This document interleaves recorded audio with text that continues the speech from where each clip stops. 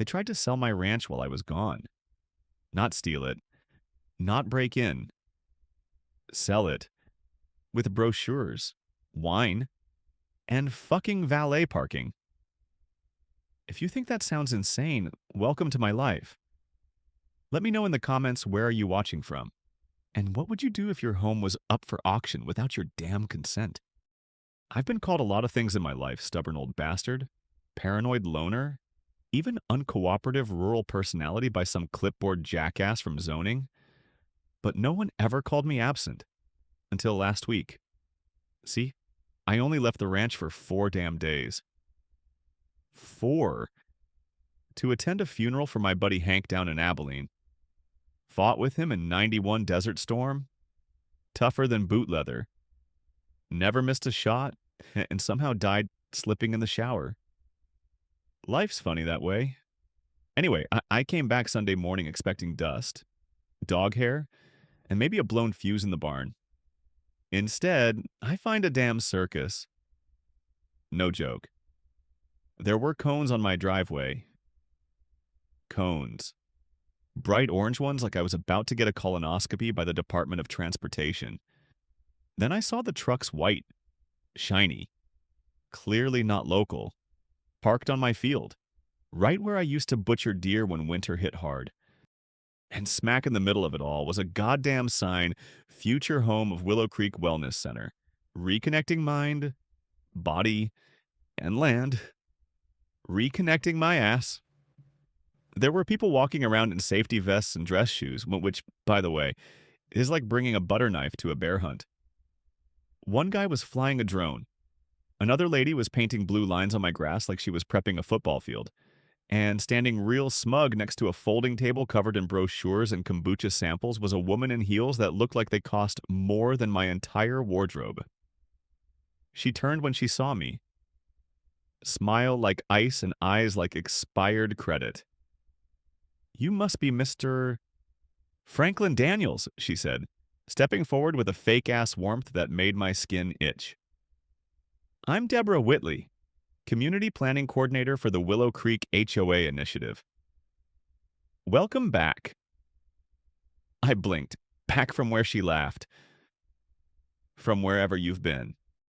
The county marked this parcel as dormant, and we've already begun the preliminary site P extension clause. What now?" Deborah turned and snapped her fingers. One of her clipboard elves scurried over and handed her a packet. She flipped it open like Vanna White showing off a damn vowel. According to HOA Amendment 12C, any property deemed inactive for more than 30 consecutive days, I was gone for 4, can be reassessed for transitional use if it falls within adjacency to governed territory. I stared at her. "You're telling me because the meth heads 2 roads over voted to join your HOA, suddenly my ranch is fair game?" She smiled. "We prefer the term proactive integration." I took a deep breath. The kind of breath you take when you're trying to decide whether to punch someone or go get your shotgun.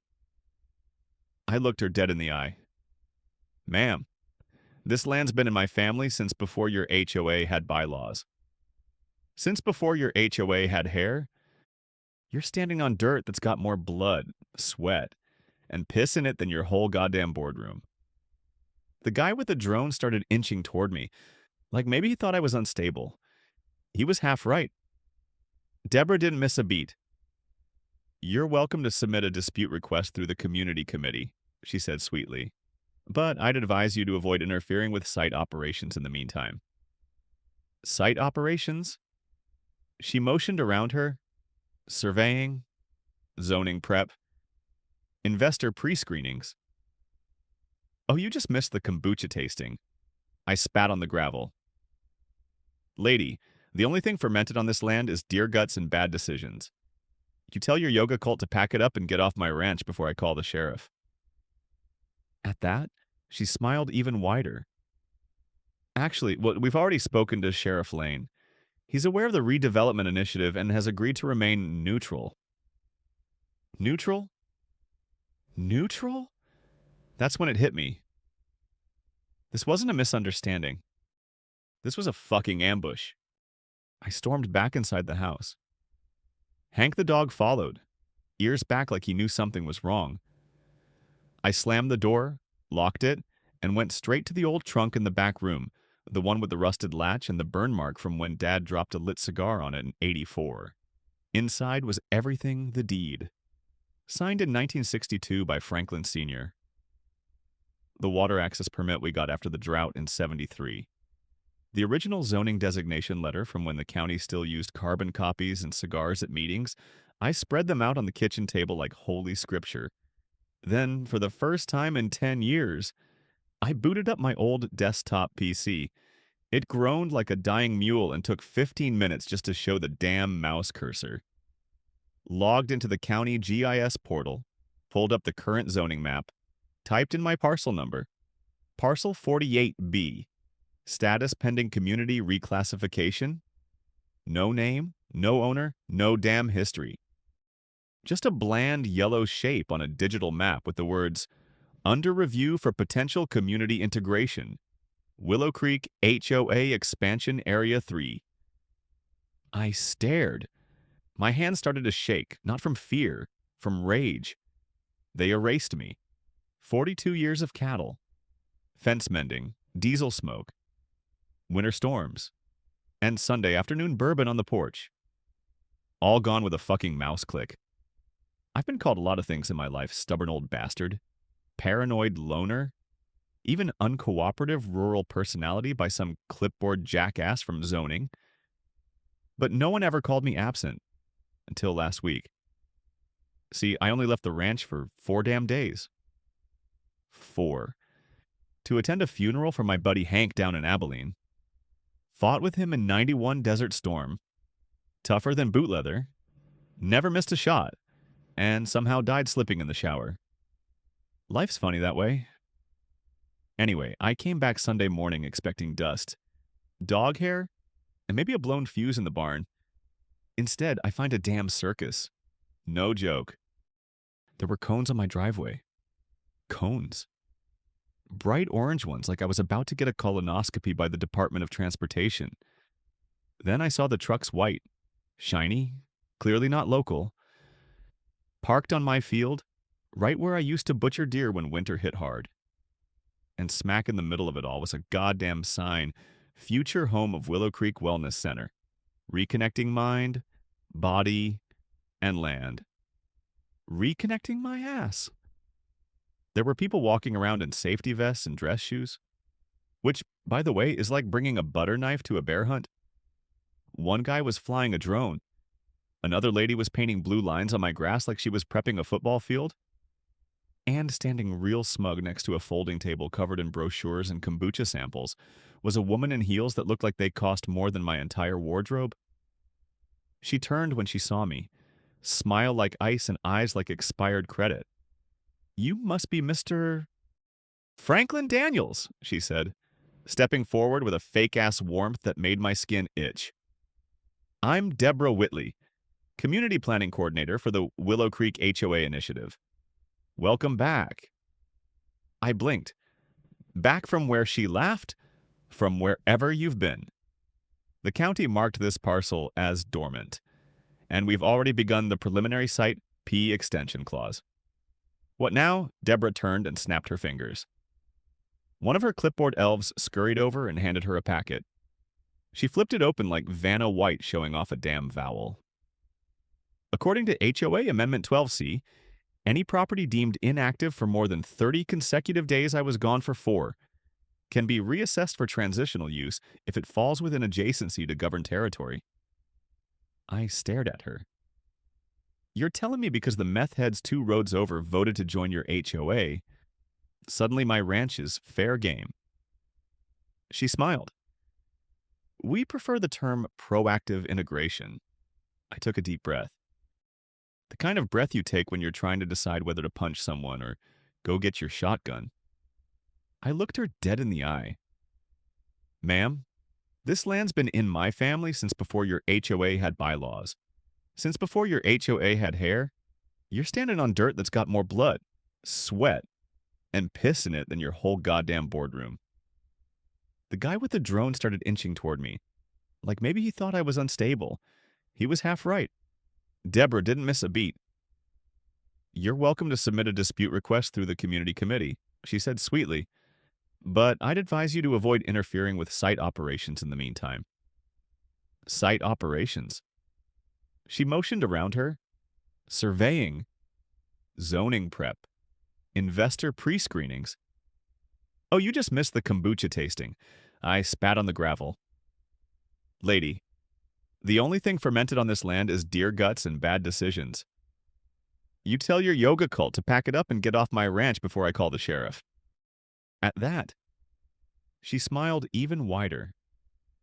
"Actually, we've already spoken to Sheriff Lane. He's aware of the redevelopment initiative and has agreed to remain neutral." Neutral. Neutral. That's when it hit me. This wasn't a misunderstanding. This was a fucking ambush. I stormed back inside the house. Hank the dog followed, ears back like he knew something was wrong.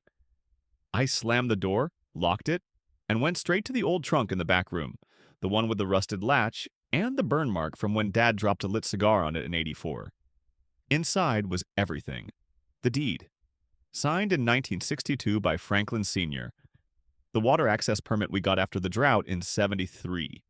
The original zoning designation letter from when the county still used carbon copies and cigars at meetings. I spread them out on the kitchen table like holy scripture. Then, for the first time in 10 years, I booted up my old desktop PC.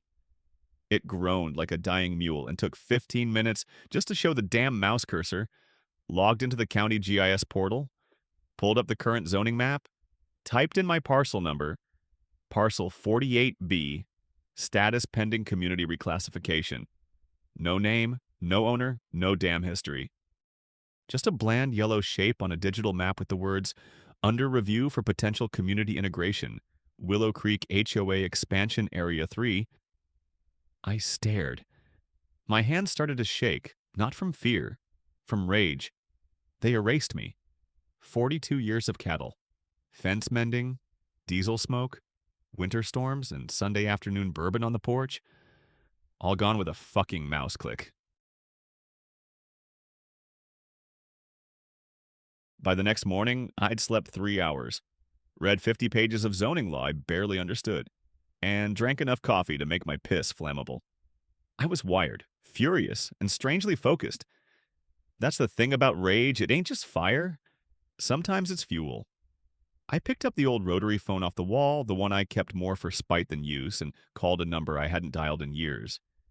Hal Godwin, old school attorney. The kind of guy who kept every case file in manila folders stacked so high you'd think he was building a paper fort. He was also my father's lawyer, back before lawyers started wearing sneakers and using phrases like deliverables.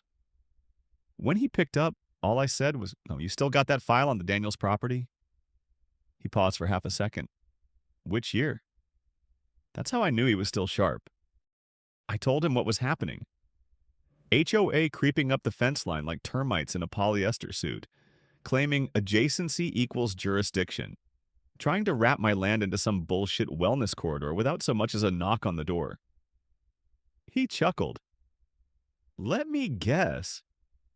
They quoted Amendment 12C and something about dormancy. I exhaled. "You're good." He snorted. "No, son. They're predictable. Get your ass over here. Bring whiskey." Hal lived alone in a colonial house that used to be a dentist's office. It smelled like dust, ink, and angry legal precedent. His desk was covered in maps, yellow legal pads, and what looked like the complete printed internet. He had the original deed, of course. But better than that, he had every fucking amendment ever filed in this county that touched anything within 5 miles of parcel 48B. We spread it all out like a battle plan. "See here," he said, tapping a zoning overlay with a pencil so chewed up it looked like a rat's breakfast. "This is the expansion clause they're hanging their whole argument on. The problem is this clause was built for subdivisions, not independent lots. They're hoping no one notices." And this I asked, pointing to a shaded section marked Green Corridor 3. That's them being greedy. he said. They're lumping in your southern acres, even though that auxiliary plot was never merged officially. I leaned back. So I've got a sliver of land they don't control. Legally speaking, you've got a goddamn dagger in their side. You just have to twist it. I grinned. Now that I can do. That night, I met with Ricky in the barn.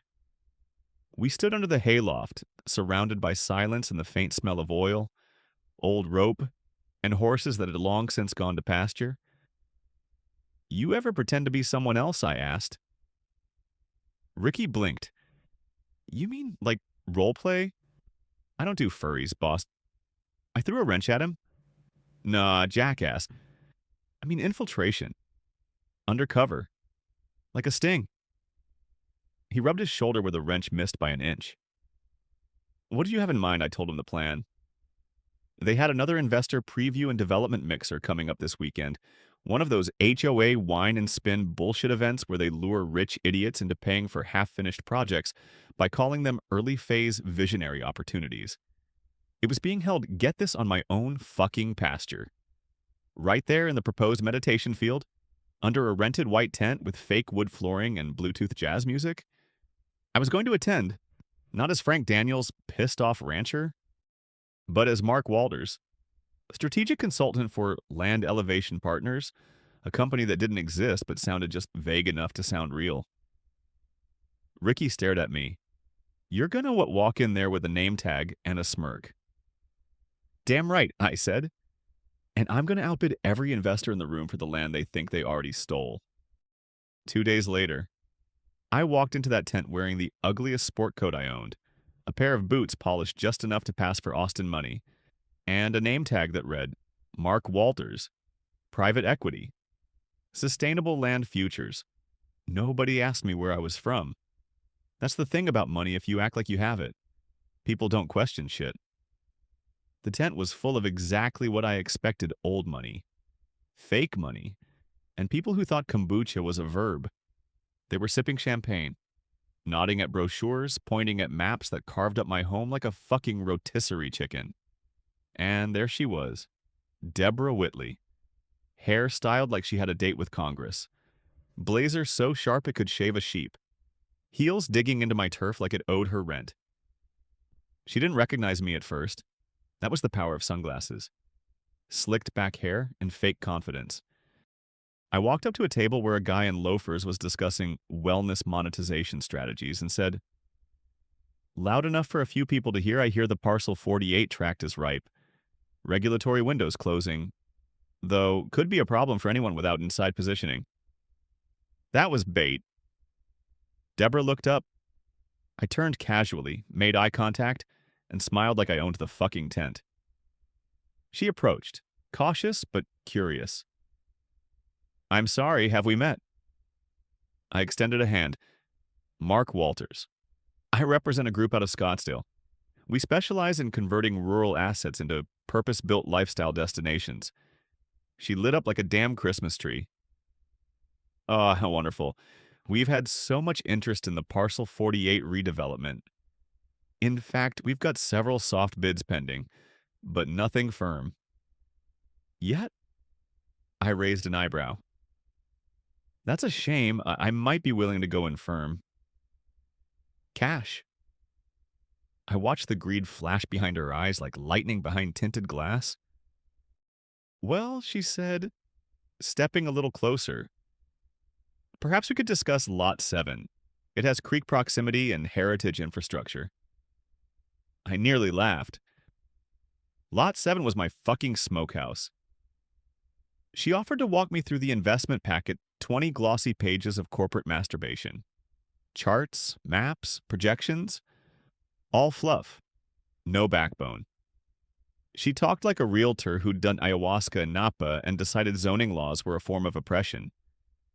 I nodded, smiled, made all the right noises, played dumb just enough to seem rich. Said things like, I like the exposure on the eastern parcel, and is the ROI pre-depreciated or phased quarterly phrases I made up on the spot, but sounded smart enough to work. Deborah bought it. Hook, line. ego. Then we got to the silent bidding section of the evening. See, instead of live auctions too messy, too public, they had a table with bid cards. You write your offer and lot number, slide it into a slot, and they follow up privately.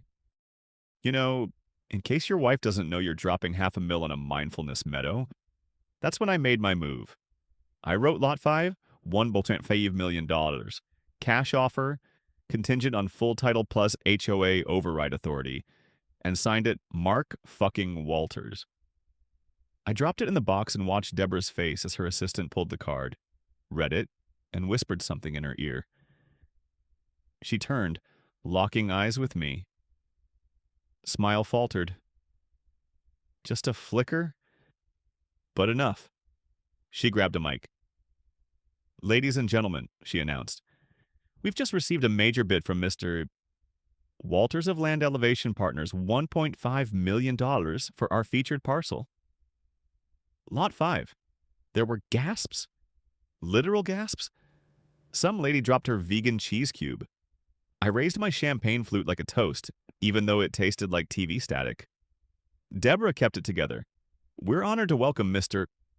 Walters as a visionary stakeholder in the Willow Creek project. Cameras clicked. Investors murmured. I smiled like a bastard. 10 minutes later, a man in a vest led me to a private consultation booth, basically a table behind a curtain with a thick packet of bullshit and a fake leather folder. Deborah arrived 2 minutes later, without the smile this time. She sat down, crossed her arms, and leaned in. "You're not Mark Walters," she hissed. "Course I am," I replied. "Says so on my name tag." "I don't know what your angle is, but angle?" I said. "Lady, you're the one selling land you don't own. I'm just playing the game you invited me to." She narrowed her eyes. "You think this little stunt will stop us? You just made a formal bid. That triggers a development freeze, which means your land, or whoever's land this actually is, just became non-functional for the next 90 days. I grinned. And that's why I worded it contingent on title transfer. No title. No freeze. You tried to trap me, but I brought bolt cutters. She leaned closer. You don't have the money. No, I said, but I've got something better. I pulled a small digital recorder from my coat pocket. Click. She froze. I played back the last 20 seconds. You don't have the money. No, but I've got something better. Then I leaned forward and said quietly, say something threatening. Come on. One little crime. Just for me. She stood up so fast the chair squeaked. You won't win, she snapped. People like you never do. You scream and stomp and hide behind old paper and pride. But we've got lawyers, friends in city planning, investors. You think you're the first angry old man to shake a fist at progress? I stood real calm. No, but I'll be the last one you try to fuck over without doing your homework. She paused, then said softly, you're already on a list. You know, the zoning board, the county environment desk, even the state assessor's office. All flagged. Good, I replied. Let 'em look. I keep my shit cleaner than your HOA minutes. She left. Didn't say goodbye. Didn't take her fancy folder. I watched her heels stab divots into my dirt all the way to the exit. Back at the ranch, I sent the audio clip to Hal with a note. Threats, implied abuse of process. Confirm if it qualifies for preliminary injunction request. He replied 10 minutes later with one word. Hell yes. Then I poured a drink and waited. Ricky showed up an hour later with a flash drive. You're gonna love this, he said, grinning like a possum with a stolen sandwich. Stole it from Nolan's laptop, he continued, dropping the USB on the counter. Kid left it unlocked while I was watering the succulents. What's on it? He grinned wider. Meeting notes. Budgets. And get this, a draft investor pitch titled The Daniels Fold Plan. You're literally the plan. I sat down, opened the files. They had it all mapped out. Leverage dormant status to push transitional zoning. Delay resistance with legal threats. Plus permit confusion. Trigger conversion freeze with staged buyer interest. It was all there, all about on paper. I looked at Ricky. You know what this is? He nodded. The fucking nail in the coffin. That night, I went up to the old tower Dad built during his Cold War prepper phase. Just a rickety thing with a busted radio and a view that stretched from here to forever. I looked out over my land, the hills, the barn, the dying fence line, the patch of scrub no one ever cleared because that's where the deer bed down in summer. They wanted to turn it into luxury acreage with curated ecology. I was going to turn it into a goddamn courtroom. Game was on. They wanted a fight. Fine. But they picked the wrong son of a bitch to back into a corner. 2 days after the investor mixer, I filed a formal complaint with the county zoning board. Hal helped me drafted 8 pages of brutal truth, backed by land records, meeting transcripts, audio clips, and a printed screenshot of Deborah Whitley's bullshit presentation where my goddamn barn was labeled a spiritual renewal lodge. I stapled that shit right to the front. Let them feel it. Hal said it'd take time to trigger a full review. The board was slow, cautious, and liked to pretend they weren't political. Meanwhile, HOA could still throw punches dirty ones. And they did. First came the environmental assessment notice. A bright orange sticker showed up on my gate one morning, slapped on like a plague mark. Claimed there were potential hazardous materials, on site mainly, a rusted fuel drum behind the shed that hadn't held a drop of diesel since Reagan was president. Second came a visit from the county fire board, unannounced. They said my field brush density violated Rural Code 11B. I asked them where that code came from. One guy looked at his clipboard and said, it was recently added. I damn near laughed in his face. Recently added what last night, handwritten on a functioning cocktail napkin. They left, but not before taking pictures like I was a crime scene waiting to happen. Then the mail started. 3 different anonymous letters. One accused me of animal cruelty. One warned me to get in line before you're forced out. One said simply, you don't represent the future. You represent rot. Cute. Ricky found a flyer taped to the postbox at the end of the road. Black and white. Big block letters. HOO VS? Hatred. Why we must stand against extremism in the county. Underneath, a blurry photo of me from fucking 20 years ago, long hair, holding a rifle at some veteran rally. They were trying to make me look like a nutjob militia type. Ricky ripped it down. I burned it. But what hit hardest wasn't the fireboard or the mail. It was the town. See, small towns don't need Facebook to gossip. Word moves faster than trucks in these parts. And suddenly, folks stopped waving. The cashier at the hardware store didn't look me in the eye. The church I ain't stepped foot in since Mama's funeral sent a letter saying, concerns have been raised about your conduct.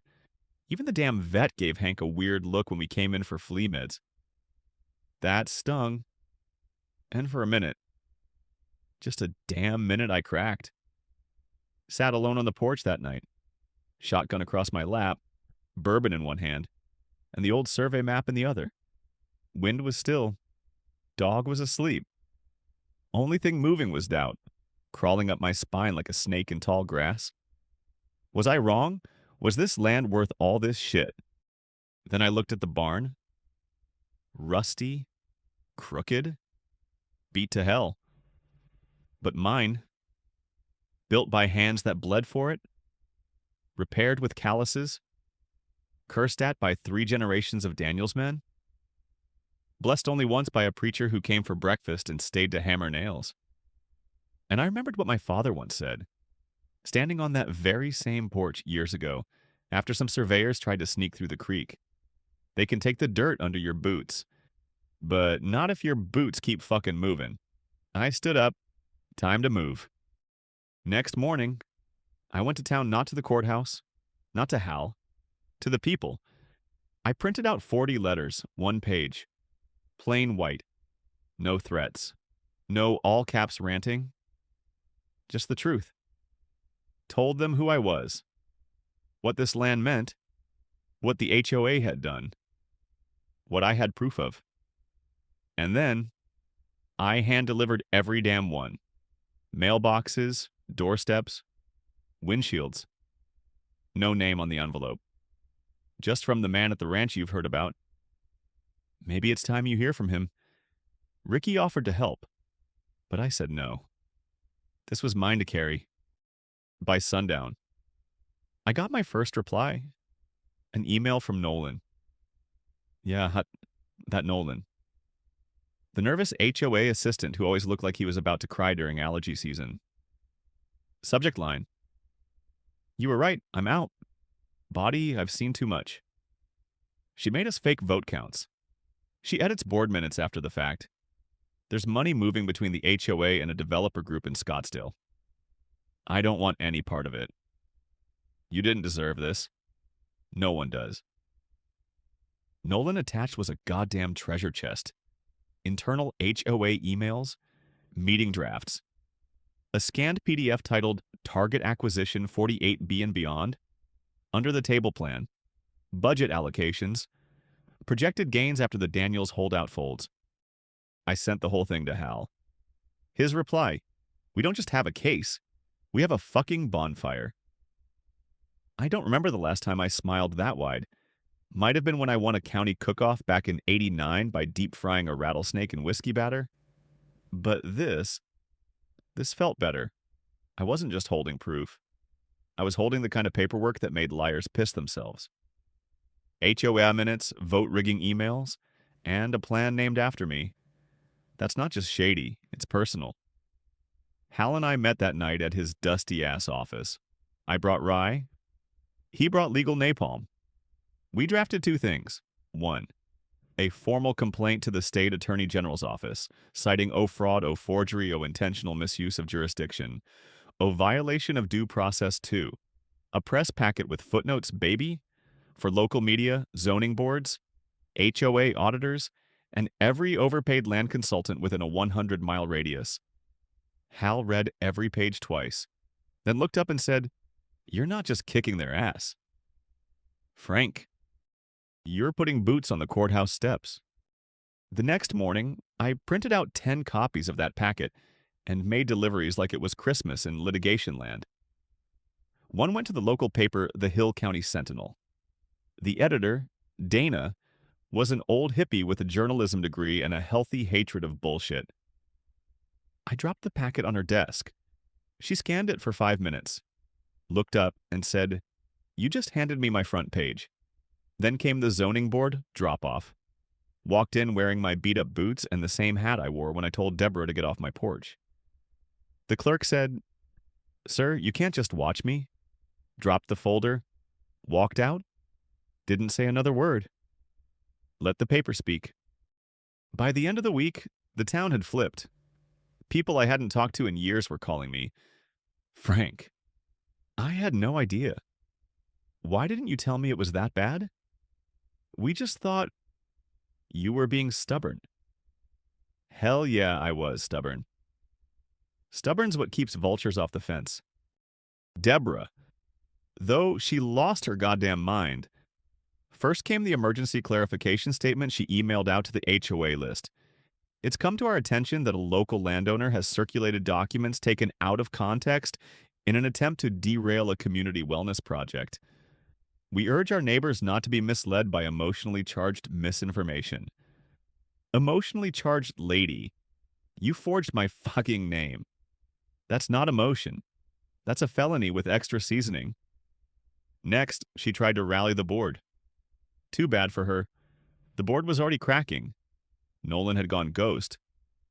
Marcus, her second-in-command, was spotted at a gas station, saying he never even wanted the damn expansion.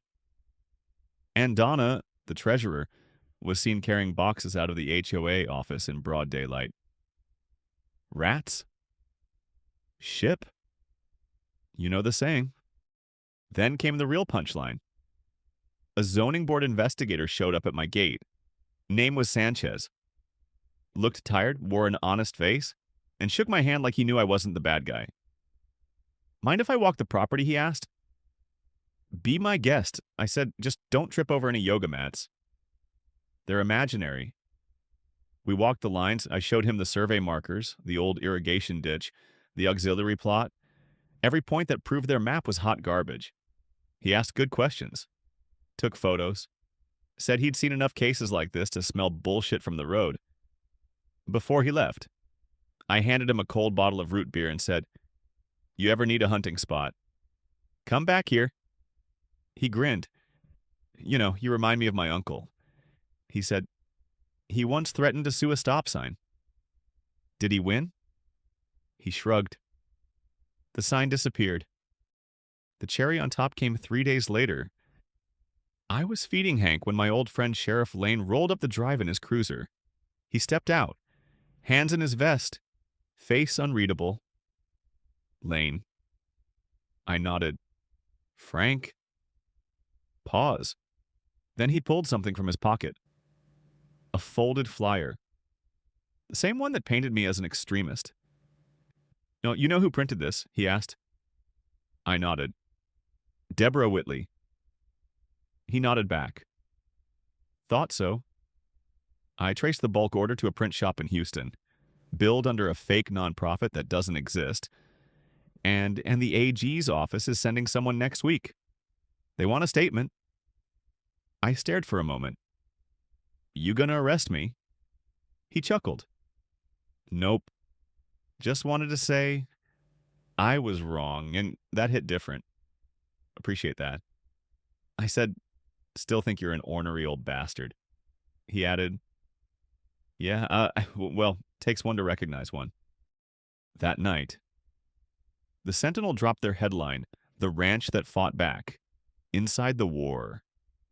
For parcel 48B front page, my photo, standing next to Hank.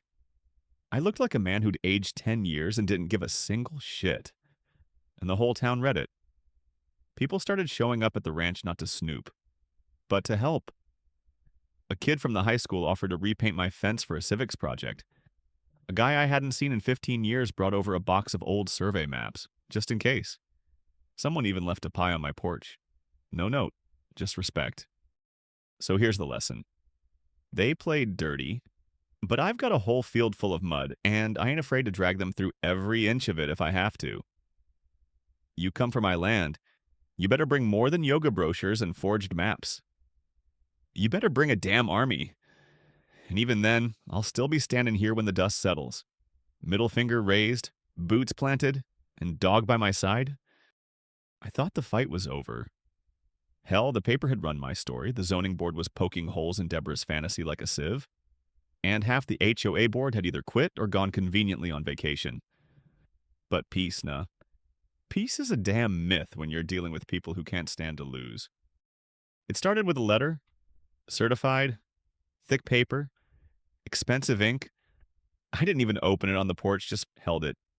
Felt the weight. Inside Brad effing Colton. If you ain't heard of him, count yourself lucky. HOA fixer, legal cleaner, reputation rehab artist.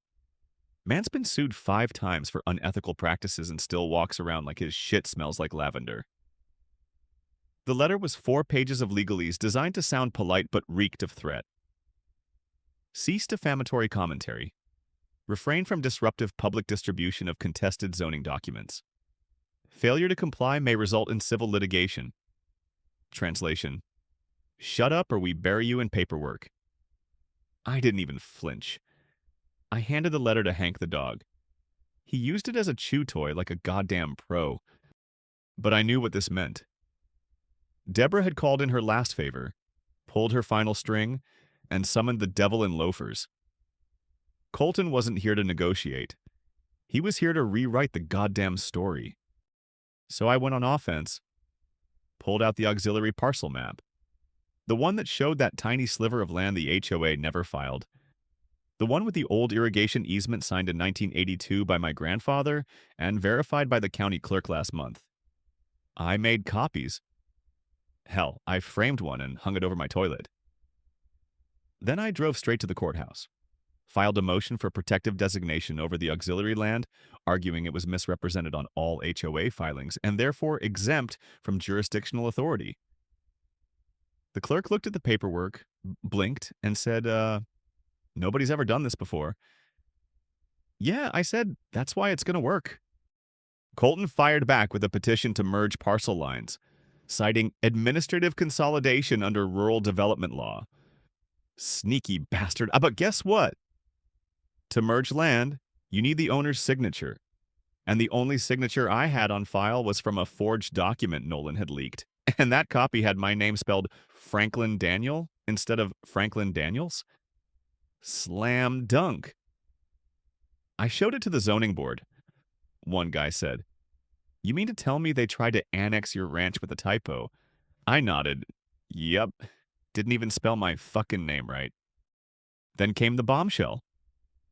Nolan texted me from some backwoods motel in Arkansas. "Frank, I just got word.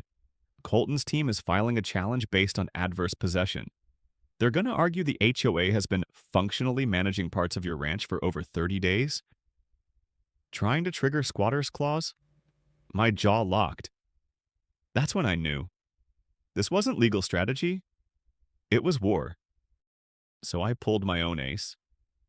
Remember the war chest? My dad's old one. Rusted hinges, leather lining. Hidden under the floorboards, I'd found something weeks ago and tucked it aside. Just in case. A letter from 1991, signed by the original HOA founder, confirming that Daniels Ranch is to remain permanently excluded from Evergreen HOA charter due to land class and deed restriction. My granddad had secured that shit decades before I was old enough to hold a shovel. Stamped, notarized, filed in a side ledger nobody but old-timers knew existed. I brought it straight to Hal. He looked at it like it was a holy relic. Then he laughed. Loud. "Frank," he said. "This right here, this is the legal equivalent of a fucking nuke." We sent it to the state zoning commission the same day. But I wasn't done. I called Dana at the newspaper, told her there was more. She asked, "You sure you want to drag this out again?" I said. "They brought a goddamn match to a fuel farm. I ain't done lighting it yet." The next morning, part 2 of the Sentinel story ran, "The Land They Couldn't Steal. Daniels Ranch Files." Historic exemption front page again. My face. Hat tipped low. Dog in background. Quote underneath, "They play by trickery. I play by history." That afternoon, Colton showed up in person. No warning, no lawyer letter. Just his rented Tesla parked on the gravel drive. Collecting dust like it didn't belong, which it didn't. He got out wearing a suit worth more than my pickup, smiled like he thought I'd give a damn, and said, "Mr. Daniels, I think we can resolve this like gentlemen." I just stared. He continued, "All smooth. The HOA is prepared to drop all active claims in exchange for a mutual media blackout and private settlement clause. You walk away. They walk away. No admissions. No further press." I let that hang in the air. Then I said, "You ever eat dirt?" "Brad." He blinked. "Excuse me," I said. I stepped forward. "You ever been forced to eat dirt?" He backed up half a step. "Is that a threat?" "No, that's a forecast." And I turned around, walked back to my porch, and slammed the door. 3 days after Brad Colton's little drive-by visit, I got the official notice from the zoning board. Public hearing. No backroom bullshit. No HOA-controlled conference calls. This was going to be a goddamn showdown. Me? Them? County board. Full community in the room. Cameras on. I called Henry. Told him to bring everything. The deed, the map, the audio, and that twisted little gem we got off Nolan's laptop. "You bringing a briefcase?" he asked. "Hell no." I said, "I'm bringing a fucking box." Day of the hearing. The county building smelled like burnt coffee and mildew. It always does. The room was packed. Old-timers in camo hats, HOA loyalists in their boat shoes, and crew vests. Some of my neighbors sat in the middle, unsure whether to back me or duck and cover. Deborah Whitmore strolled in 20 minutes late, wearing a navy pantsuit and a smug little Botox smile. Brad Colton at her side, oiled up like a fucking politician. His briefcase probably had a bottle of cologne and some non-disclosure agreements inside. I didn't nod, didn't smile. I just sat there with my damn hat in my lap and a folder thick enough to choke a fucking elk. Chairman Glenn Holloway opened the meeting with the usual droning legalese, then said the words I'd been waiting on. Let's begin with testimony from the property owner. I walked to the front, stood at that podium like my boots were nailed to the goddamn floor. Name's Frank Randall. I own what y'all call Parcel 48 and the auxiliary lot 48B. Been in my family since 1937. My granddad bought it with war bonds and stubbornness. My father rebuilt it with blood, gravel, and more stubbornness. And I damn sure haven't spent my life patching fence wire and digging irrigation ditches just to have it auctioned off by a wine club with legal stationery. A few chuckles. Not many. Not yet. Now let's talk facts. This I held up the deed as the original land title, complete with water rights and a non-merger clause for the auxiliary tract. Henry came up beside me and handed over a stack of exhibits like he was laying out ammo, one page at a time. Here's the 1982 easement for the canal that runs through 48B. Here's the map from the county showing it was never rezoned or merged. And this I held up a glossy brochure with Deborah's face on it, is the fraudulent marketing material that calls my fucking chicken coop a future wellness retreat. Dead silence. Glenn cleared his throat. Henry took over, went voice dry and lethal like desert wind. We have evidence of HOA overreach, forged maps, investor prospectuses with falsified zoning language, and an internal email that reads, and I quote, he flipped to the page, "Once the old guy folds, we pounce." Somewhere behind me, someone muttered, Jesus. Yeah, fucking Jesus, indeed. Now it was Brad's turn. He walked up with the kind of confidence you only get from being overpaid and underslapped. Gelled hair, shiny shoes, bullshit ready to go. Ladies and gentlemen, let's not lose sight of the bigger picture. The Evergreen HOA is committed to community growth, environmental responsibility, I coughed, and, yes, redevelopment. We understand Mr. Randall's emotional attachment, but what we see here is a miscommunication, not a conspiracy. Henry raised an eyebrow. Glenn tilted his head. Brad clicked his clicker. A map popped up on the screen. Problem was, it didn't match the county records. Glenn leaned forward. Mr. Colton, is that map officially filed with the zoning registrar? Brad blinked. We're in the process of finalizing it. So? No, not yet. But. So that's a no, Glenn said. Writing something down? The hearing broke for a 10-minute recess. Outside, a reporter from the local rag asked if I was planning to sue the HOA. Nah, I said, lighting a cigarette. I don't need a lawsuit. I need her off my fucking lawn. I looked over and caught Deborah staring at me from across the courtyard. Jaw clenched so tight I thought she might snap a crown. Nice shoes, I told her. Shame they'll be useless in a courtroom. Back inside, the board reconvened. Glenn looked tired. The rest of the panel looked pissed. We've reviewed all submitted materials, he said. Parcel 48B is not, and never has been, under Evergreen HOA's jurisdiction.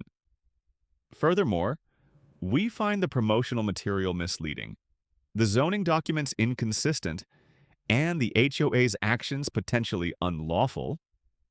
He paused, looked directly at Deborah. We are forwarding this case to the State Attorney General's office for investigation into misrepresentation and abuse of zoning authority. Boom! No applause, just a low, Collective exhale like the whole room had been holding their breath for an hour. I didn't shake hands. I didn't high five. I walked the fuck out. That evening, while Deborah was probably crying into a $50 bottle of Chardonnay, I was at the edge of the southern parcel, the little sliver of land that saved my ass. I planted sunflowers, one seed at a time. No reason, no ceremony. Just felt right. You missed this corner, I whispered, and corners are where empires fall. Next day, news spread. HOA members started quitting. Neighbors I hadn't seen in weeks showed up with pie and apologies. Sheriff even dropped by, just to say heard you held your own. Frank, proud of you. I didn't say much, just nodded. I wasn't angry. I wasn't smug. I was still, for the first time in weeks, I was just still. The land was mine again, and God help the next asshole who tries to take it. It started with a dead calf. Not exactly the twist you expect in a zoning war, but out here, death is either nature's doing or someone else's. And I had a gut feeling this wasn't nature. The morning after the zoning hearing, after I'd knocked Deborah Whitmore's little land grab operation into the dirt, I found one of my heifers lying by the creek. Her front leg was caught in barbed wire that hadn't been there the day before. The wire was too clean, the placement too surgical. This wasn't an accident. It was a message. I didn't say a word. I just stared at her. She was barely over a year old. My father always said, "They don't kill your cattle for the meat, they do it to get inside your goddamn head." And it worked. For a minute. That was just the beginning. Over the next 48 hours, my ranch turned into a ghost town with booby traps. Mailbox ripped off its post. Internet went down for the first time in 6 years. Well pump tripped 3 times even though it had been serviced last month. At first I chalked it up to bad luck. But when I saw the same 2 HOA clipboard-toting pricks standing by my pasture gate at sunset, pretending to review perimeter compliance, I knew this was retaliation. Deborah wasn't done. Not by a long shot. She couldn't beat me in court, so now she was trying to break me at home. That night, I sat on my porch with a shotgun in my lap, a bottle of rye on the table, and Hank the dog Ricky brought over sleeping at my feet. Hank didn't bark much, but when he growled, you listened. The third night, around 2 a.m., he growled. I stepped off the porch with the shotgun and swept the dark. Didn't see anything, but there were fresh tire tracks by the western fence, and the smell of diesel was thick in the air. Called the sheriff the next morning. He came out, took a look, and gave me the same damn line they always do without footage or a license plate. Frank, there ain't much we can do. Figures.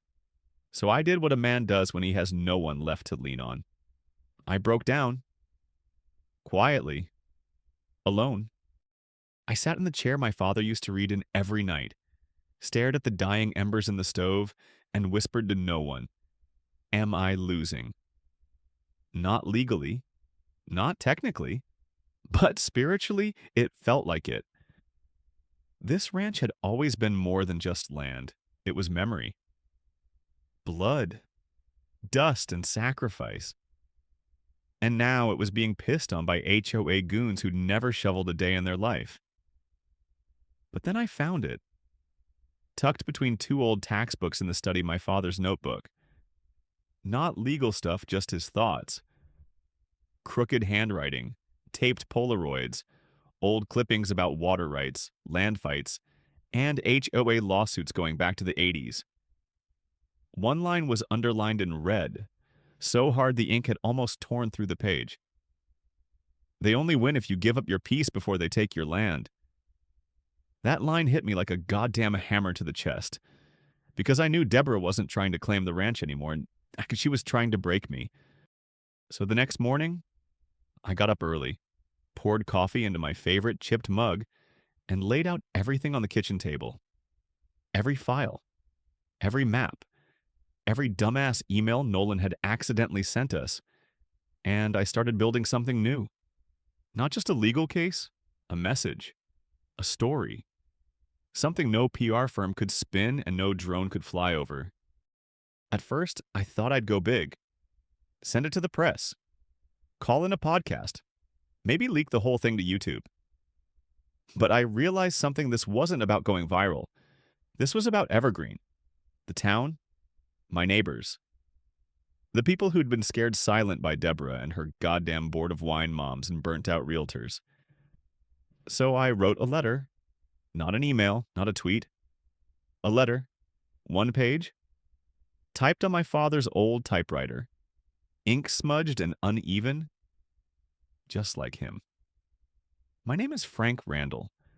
I've lived in this town since birth. I've never been a perfect man. I've made mistakes. But I've never tried to steal someone's land, fake a map, or sabotage a neighbor's livestock. The people who run the Evergreen HOA can't say the same. I'm not asking for help. I'm asking for eyes. Watch them. Watch what they do when they think no one's looking. I printed 110 copies, folded every damn one by hand, and before sunrise, I delivered them to every mailbox in Evergreen personally. No return address, no bullshit, just the truth. By noon, the town was on fire. Figuratively. People were talking. Nolan quit. Straight up packed a box, left his keys on Deborah's desk, and peeled out of the HOA office like his ass was on fire. Ricky told me 3 HOA board members got into a screaming match at Panera Bread over damage control. One of them, Marcus Price, walked out and hasn't shown his face since. Even the sheriff gave me a call. I've had 10 people call today asking why the HOA has unfiled zoning maps circulating.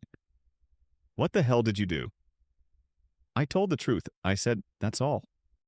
Deborah fired back the only way she knew how, with more paperwork.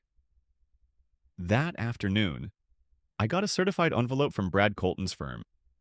Inside, a cease and desist letter said I was causing harm to Evergreen's economic reputation. I laughed so hard I nearly spilled my coffee. Brad had one rule: he only sends paperwork when he's bleeding somewhere he can't patch up. So I did what any rational man would do. I handed the envelope to Hank the dog. He shredded it. I called Henry. It's time. I told him. You sure they went after my cattle, my power, my fucking water pump? They're not going to stop. So let's not give them the chance. We filed a formal complaint with the state attorney general's office. Accusations included land misrepresentation, zoning abuse, harassment, attempted intimidation, and thanks to our little audio recording of Deborah threatening legal sabotage, extortion. Henry even added a cherry on top: a motion for an emergency injunction against Evergreen HOA. Signed, sealed, filed. The town had already begun to turn. Deborah's reputation was bleeding in the streets. Then the kicker came. An anonymous tipster posted an internal HOA memo to the town bulletin board. It showed a spreadsheet labeled Projected Profit Post-Randall Acquisition. Yeah, they'd already budgeted my land's revenue. Even labeled one line item: Legacy Ranch Conversion Phase 4.2 SA projection. That was it. Public opinion shifted. Now the town wasn't just watching. They were ready to burn her down. The public hearing was set for a Thursday. I shaved for the first time in 2 weeks, wore my cleanest jeans, and threw on the jacket my father used to wear every Sunday, frayed elbows. Scent of cedar still in the lining. Henry picked me up in his ancient Ford. Briefcase rattling in the back like it held me in court orders and dynamite. He didn't say much on the drive. Just sipped coffee from a chipped mug that said "World's Oldest Paralegal" and nodded every now and then, like he already knew the outcome. The courthouse smelled like mildew, bad coffee, and fluorescent lights that hadn't been changed since Clinton's first term. I fucking hated it already. Deborah showed up 20 minutes late, like she was making a goddamn entrance. She walked in flanked by 2 of her board toadies, Donna Ridgway and Marcus Price and Brad Colton, slicker than motor oil in an election year. Her blazer was ironed stiff. Makeup perfect. lips pursed like she was still in control. She didn't even look at me, just glided to the front row like the queen of HOA hell. I smiled. She had no idea how far her kingdom was about to fall. The zoning board was chaired by Glenn Holloway, a man with jowls like cornbread and patience like a loading bar. He read through the agenda like he was announcing paint drying contests. Finally, he got to item 7A, review of development claims and jurisdictional boundaries pertaining to parcel 48 and subparcel 48B with consideration of HOA governance legitimacy. He looked up. "Mr. Randall, you may begin." I stepped to the podium, nodded at Glenn, and laid out the oldest document I owned, the deed from 1937 signed by my grandfather in pencil and sealed by the county in wax. Next came the irrigation map from 1982 showing the southern channel, the one that technically split the land into two distinct parcels. Then I handed around photos, survey records, the HOA's own damn brochure labeling my chicken coop as a future yoga center. The room started shifting. Board members glanced at each other. Brad Colton's face twitched like a man trying to remember his alibi. Then Henry took over.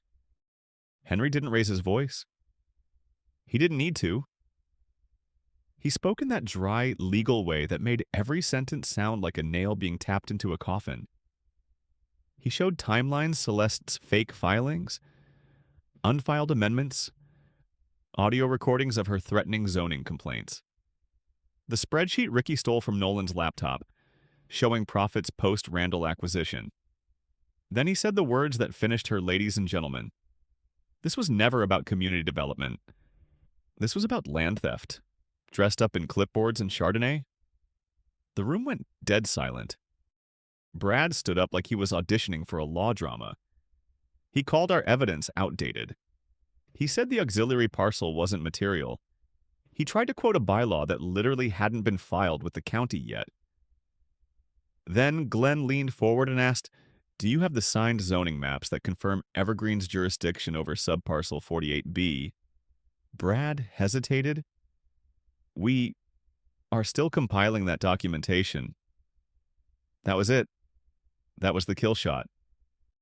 Henry stood, slow as molasses, and said, "May I present Exhibit H, Ricky's USB drive? Nolan's files, meeting minutes, unvoted amendments, a budget line labeled $90,000 consulting bonus tagged to Deborah's name. And that final nail, the HOA map signed by Deborah herself, falsely merging the auxiliary parcel with the main property. She'd documented a lie. Signed it, tried to pass it off as truth.